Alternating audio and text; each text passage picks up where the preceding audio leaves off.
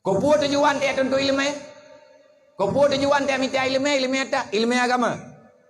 Kupu tujuan dia minta ilmu agama, ngat selamat agama. Agamanya putra, ngat selamat aturan Allah. Aturan Allah Ta'ala yang tak amar ma'ruf nahi mungkar. Amar ma'ruf nahi mungkarnya apa itu? Itu dalam Islam. Islamnya apa nih? Dari iman. Imannya apa nih? Ada gejuk oleh Allah. Kesimpulan, hana daya beut gadah iman tengku trip-trip. Wate hana ya beut roh dapat duit narit yang hana berlay. Murtad.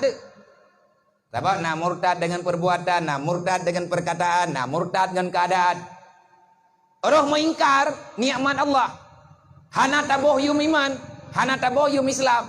Contoh.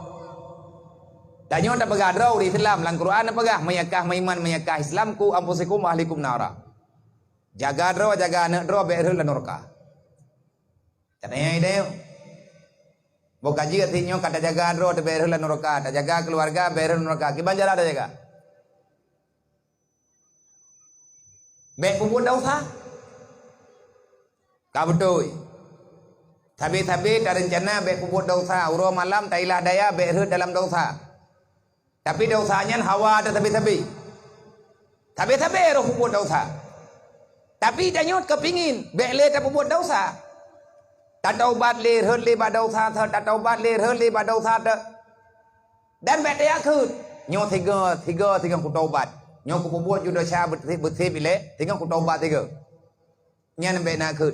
Pagat la takhiru taubat li anna mauta yati baghtatan. Jangan tunda taubat karena kematian hanai preh tengok siap. Matinya makhluk Allah, jangan yang goja ya geroi. So ya intat mati, matinya makhluk Allah. Yang ya intat mati badanya so, malik maut. Malik maut dia intat nak berita. Kecuali yang nak berita li malik maut, gena jaganya tok ba Nabi Muhammad tiro. Ba Nabi Muhammad yang nak kerja agak pegah. Artinya ge al-kaidin Rasulullah, palain hana. Gedayo ti urang biasa. Rame urang gekeun, ilang rencana ku piuh ba dosa, tapi haram mau piuh pakeun. Dan pakeun medaleh neraka ngan dasa.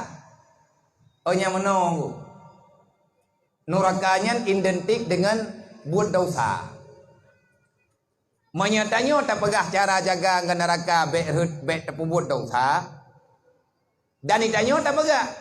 Sabar rencana piuh pada dosa, sabar dalam dosa.